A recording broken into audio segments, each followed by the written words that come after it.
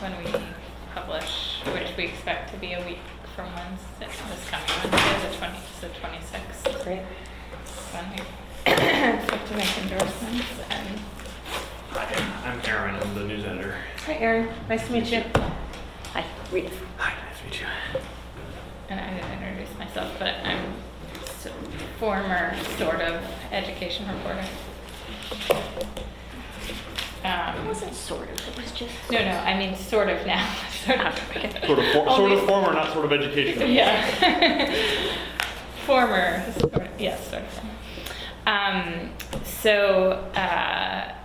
This may not come up as much in a two-person interview, but we have you all in to make a decision, so we may not, it's not a debate exactly.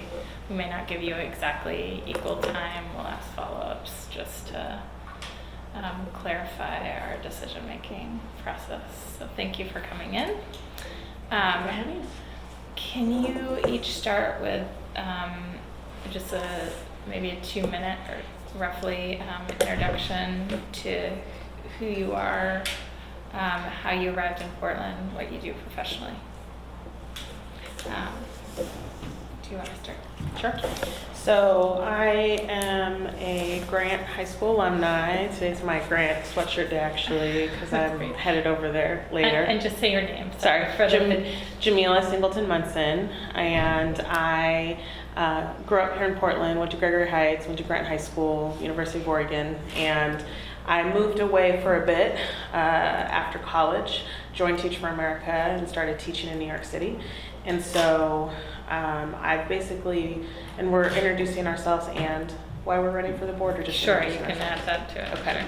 So I think my aspiration in going into teaching always was centered in the idea that our American education system is not providing the same access to opportunities to all children. And so when Teach for America started recruiting on my college campus, I signed up. I was very interested in the mission that all children deserve an excellent education. And so I found myself in the classroom for 9 years, 2 in a public school, 7 in charter. And when I came back to Portland in 2011, I started to watch our public school system, and I wasn't quite involved at the time. I was an education researcher, so I was involved kind of on the outside of the spectrum of things. And as I started watching board meetings, I was very dismayed at the fighting and some of the dysfunction.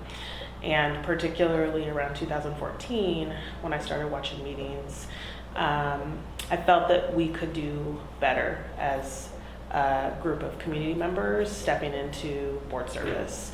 And I thought, rather than critiquing that, maybe there was something I could actually do to step in and help improve the way that we focus on outcomes for kids, create aspirations for excellence, set a vision. I do think what Superintendent Smith created around the milestones framework was a strong effort to start to measure excellence across the school district, and I think we need to continue to build upon that. And currently, we have a lot of room to grow with our school system, and so having been a Grant alum, I've definitely seen the benefits of Portland Public Schools. I think we have a lot of strong community partnerships. I was a self-enhancement student and benefited from engaging in both what was happening at Grant and the opportunity to go and work in a community organization. And I think we need to continue to develop those partnerships. And it's very challenging in these budget times to see a possibility of partnerships being decreased. And so I'll talk more today about my priorities, but I think my experience in education as a student here in Portland, my experience as an educator have all driven me to step into the race and bring my leadership to PPS. Remind me, where was your first teaching job exactly? I taught in New York City at MS-201, which was a public school in the New York Department of Education. I was actually a teacher in the Union in the AFC, and I was in the South Bronx in Hunts Point. It was right off of Bryant Avenue. I don't think I was ever there. I was a long-time education reporter at the New York Daily News. That's part of why I asked. Yeah. So You mentioned in 2014 when you started watching the board meetings, like what struck you was the fighting and dysfunction. Can you be a little more specific there? Because Yeah. So, as an educator for the last, at that point I had been in education for about 13 years, and it was always a foundational value of mine that we are here to solve problems. And that means that sometimes we have to compromise, because what's most critical is that our students receive the support and services tomorrow to help them elevate. And so you have to do that as a teacher, you have to do that as a principal. You don't get to just leave business on the table. And I saw that happening in the board meetings, where whether it was curriculum adoptions, whether that was the way that conversations happened around supporting equity, I just felt like there was a lot of arguing and not as much progress. And I think that there probably could be a little bit more efficiency in the conversations at the board. But I don't think right now that there's clarity on all of the sets of priorities that they're focusing on. And so in those conversations, they seem to be in a lot of disagreement about what they're there to do. Your turn to. My turn? Okay, my name is Rita Moore. I'm the parent of a PPS alum. My son graduated almost 4 years ago and is about to graduate college. Congratulations. God willing.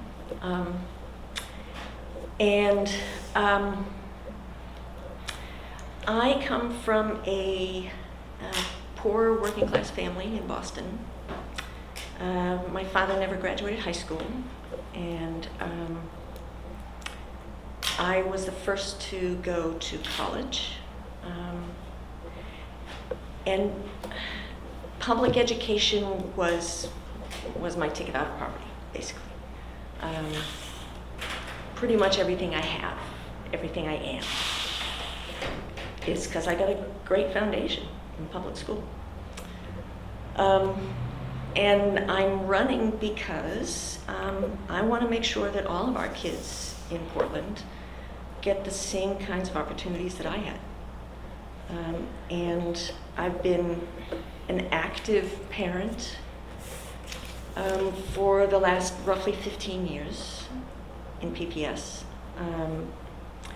And it has become painfully obvious that we have a district that is not providing equitable opportunities to all students. And that we have some really deep and pervasive systemic issues that are hurting children. And they've been known for many, many, many years. And there has been not only no real progress in addressing most of those, but no apparent interest in addressing those. So I've been involved, I started off doing the usual parent thing, being in the classroom and PTA.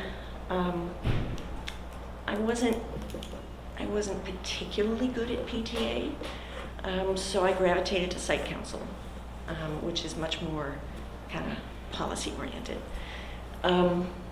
And I started in my kids' school, and then in Which school is that? I'm Winter Haven. And then in 2005, I was the site council president at that point. And this was during the Hurricane Vicky period, and this was in Southeast. There was one of the many facilitated conversations around K-8 reconfiguration. And in Southeast, it was not only whether or not to switch to a K-8 model. It was also the district saying that a school had to close because of low enrollment. It was a very,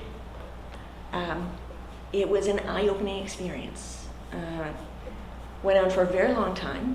I won't bore you with the details. But the upshot was, it was painfully obvious that PPS really hadn't done its homework. And we ended up having, it started off as a very contentious group of pitting school against school. And by the end of it, we were a really cohesive group, and we had a consensus recommendation, which was not to go to K-8 and not to close a school. And instead of closing a school, change a boundary, change a piece of the Dunaway catchment area, which kept Llewellyn open. And we said, we predict in 5 years, you're going to have to undo that change because you're about to see a huge increase in enrollment. And lo and behold, 6 years later, that's exactly what happened. So, I mean, that whole experience was, kind of blew my mind that PPS should have known all of this, and they didn't. And that's where I really started to get involved. And since then, I've been doing enrollment issues pretty consistently since then. The last 6 years, I've been doing the budget committee. I've been deep in some weeds. And I'm running now because we can do better. I mean, we have to do better, and we can do better. Well, let's start. Sorry, both of them have left out one thing. What are you doing professionally now? Yeah. Jamal? So I manage a training institute with Teach for America, where we train 400 novice teachers every summer in Tulsa, Oklahoma. And Rita, what are you doing? I just finished a long-term contract with Oregon Health Authority as a policy analyst, and I was working on a number of projects, mostly in behavioral health, in integrating behavioral health and physical health, and also I was the liaison between the healthcare system and the early learning division. And we were trying to come up with shared metrics on child and family well-being. So let's talk about reforming PPS a little bit for a second. We've just experienced in the year 2016 the most astonishing failure I can recall living in the city for 10 years of a health crisis within the school district, a failure to disclose that health crisis, an effort to hide that health crisis, all of which led to the resignation of the superintendent under duress. How do we not have this happen again? Feel free to anyone can jump in, but let's start with you. Yep. So I think we have an opportunity here with new board members stepping in. We have 3 new seats because our incumbents are stepping down, and a new superintendent. And I think that this can be a really pivotal point to create a more unified, both administrative structure within the district and a more unified and accountable board. And one of the things that challenges me about the conversation is that I think the board is as culpable for what happened as a superintendent. And I say that because our board members are part of the accountability structure and manage the superintendent. And I do think that there's a point where the board has to be involved in situations. We know that our schools are crumbling. We know that our maintenance has shifted in the way that we've hired maintenance workers. And so I am also really interested in increasing accountability between the school board and the superintendent. So and I think that's how. What exactly should a board member have done that they didn't do before that broke into the public eye? Well, I think in some ways, I don't know everything that the board did do. And so this is a problem that did not start yesterday or this year. I think this is probably something that has been transpiring over at least 2 terms of the board. So my curiosity was where I am starting is, in what ways is the board checking in on maintenance logs? In what way is the board managing and monitoring the facilities upkeep? And I know that there's a committee that functions, and in what way is that committee creating an agenda where on a quarterly or annual basis they're able to monitor the health and safety of our schools? And I currently don't know the answer to that question, but I would want, I imagine that's part of the board's responsibility, just like the governing board is looking at student achievement and the milestones framework. There needs to be similar accountability and monitoring of the health and safety, because again, we have lots of old school buildings and this is not going to go away. It's only going to continue to get worse. I know that, I know it is the popular opinion out there, and I don't know if it's popular, but it's certainly received wisdom in some quarters that the board is dysfunctional because they disagree. But I have to say, from covering Portland Public Schools, Yeah. like it seems like it would have required more disagreement to bring these kind of things to light. So I'm a little bit confused on that point. Do you want to address my underlying biases there with respect to that issue of to what extent there should be consensus and cooperation to push for accountability? Because I've heard that a couple times in these interviews, not just you. Consensus? Or just more cohesion on the board. Yeah. So I think I'll clarify a couple things. I think first, I've been disrupting the status quo for 16 years. And that started for me in college when I was an advocate in student organizations. And so being a disruptor is something I'm very familiar with and I'm very comfortable with, and I actually think it's necessary in a society where there's injustice and some people are elevated and benefited and others aren't. And so in that, there's conflict, and conflict is healthy. And I think that when we think about a functional conflict, I think there has to still be a baseline of trust. And there has to be a baseline and a foundational set of relationships and interactions and some principles that we operate from. And I feel like that is what I believe to be missing. And what I said earlier about the fact that in conversations, it's clear that people have some very different principles that they're operating from. I think that there are some critical things that I believe about our school system. And one of them is that equity is central to our decision making. And so when we think about our decisions, we have to think about how these decisions are disproportionately impacting varieties of communities, and particularly when those decisions affect people who have been historically disproportionately impacted. And that's like one example of a principle.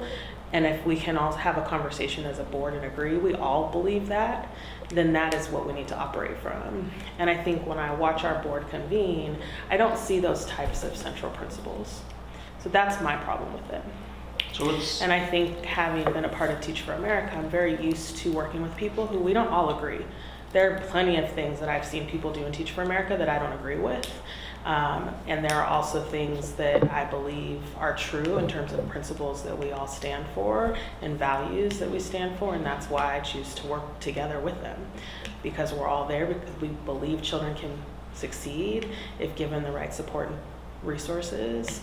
But it doesn't mean I always agree on all the actions. And so I guess to go back and answer before we transition, if that's okay, because your question was about you believe that a level of disagreement is needed. Or was needed if they were going to bring forward these issues in a way that they did not. Yeah, and I agree with that, right? So I still think there's going to be a 4-3 vote. I don't think we're going to have a 7-0 vote all the time. I think that's okay, and people don't always have to agree, but I do think we need to be able to collaborate and have a level of principle in the way that we're operating. Can I ask one more follow-up? Let's try to make sure we give some time. Can I answer your question? I want to go back to the original question, which is, how could we have prevented this catastrophe? What I would say is the lead in the water crisis was symbolic of what has been going on with PPS for the last 20 years. It just became visible. It was frankly a little disappointing to me that the lead in the water was the thing that did Carol in, because there had been so many other issues that were equally egregious that the general public didn't seem to be all that concerned about, and specifically around equity. You know, the K reconfiguration happened 10 years ago. Thousands of children have been denied access to not even an equitable education. They have been denied core curriculum for 10 years. So it's a little disappointing to me that nobody thought that was important enough to challenge Carol's tenure.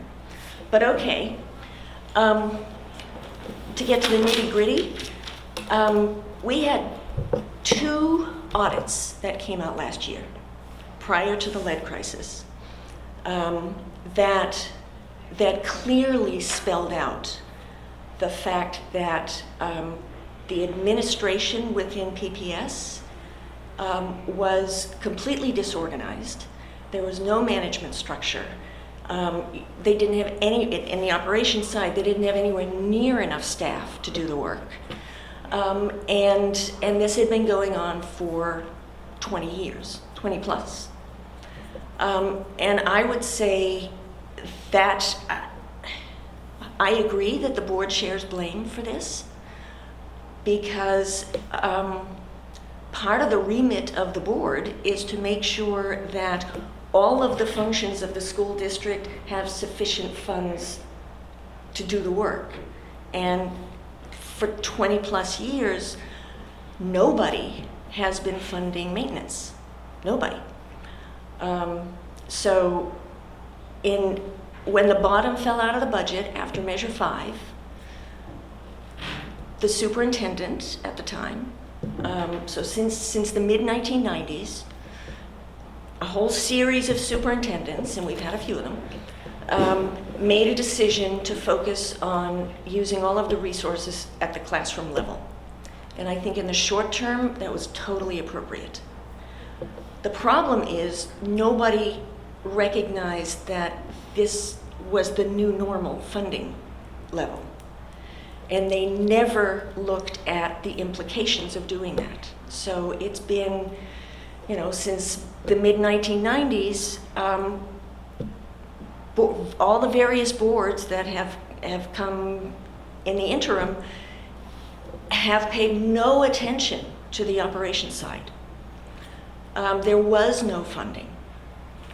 So it shouldn't come as, you know, like it's not rocket science. You got 75-year-old buildings, eventually they're going to fall down unless you do something. So it is, you know, I mean, this was predictable. This was completely predictable. And it speaks to, I would argue, pre this year, I think PPS has been a management mess.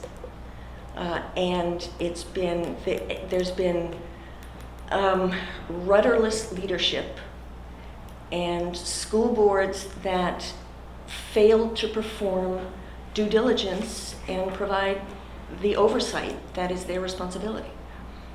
So it shouldn't surprise anybody that we had a lead in the water crisis. Last year, when they finally started paying attention, they started to paint some buildings because of the lead paint.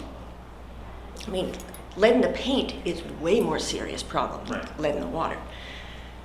In the space of 2 months, they painted more schools in 2 months than they have painted in the last 20 years. Yeah, that's kind of a stunner stat. So,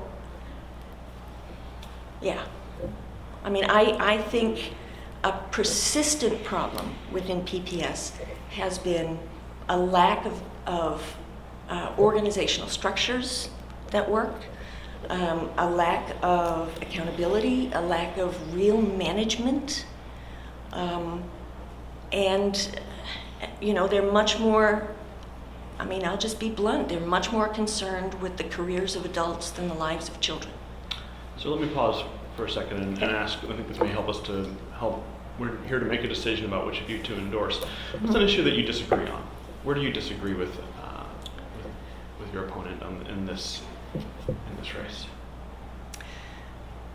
Well, there's one I know of. There are a number that I suspect. I do know we disagree about testing. I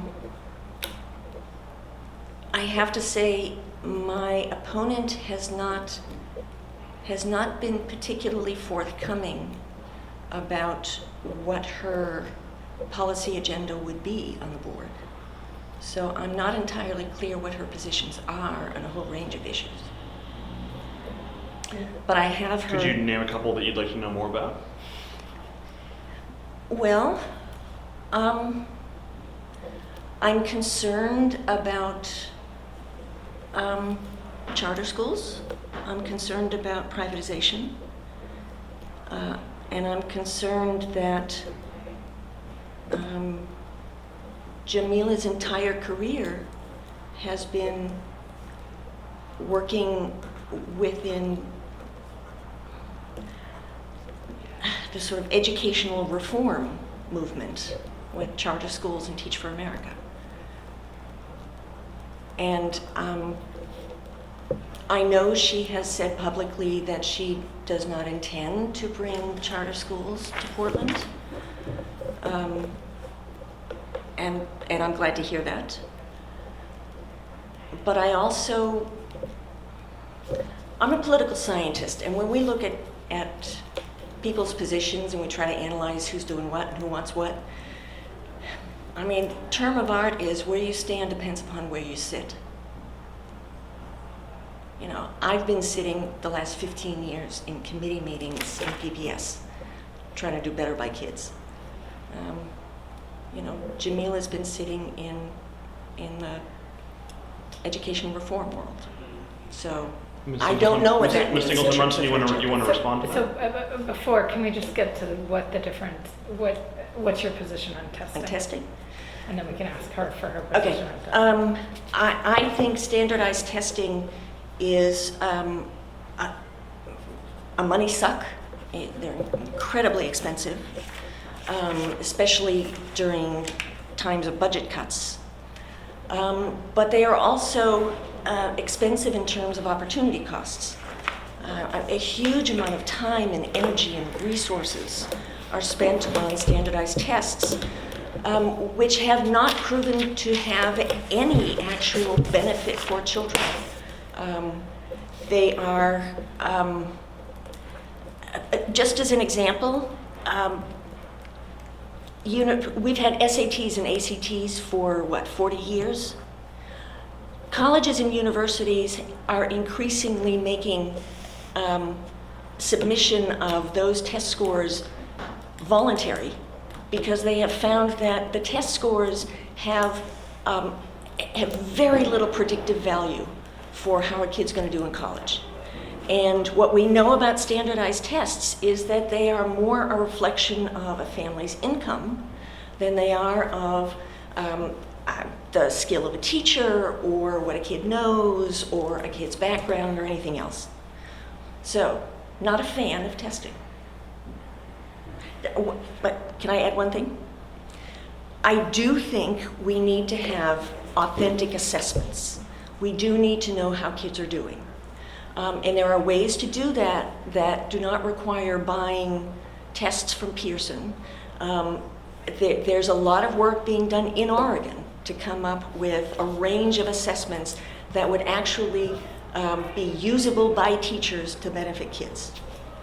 And do you feel like as a school board member you'll have control in some way over the tests that Portland? I don't know.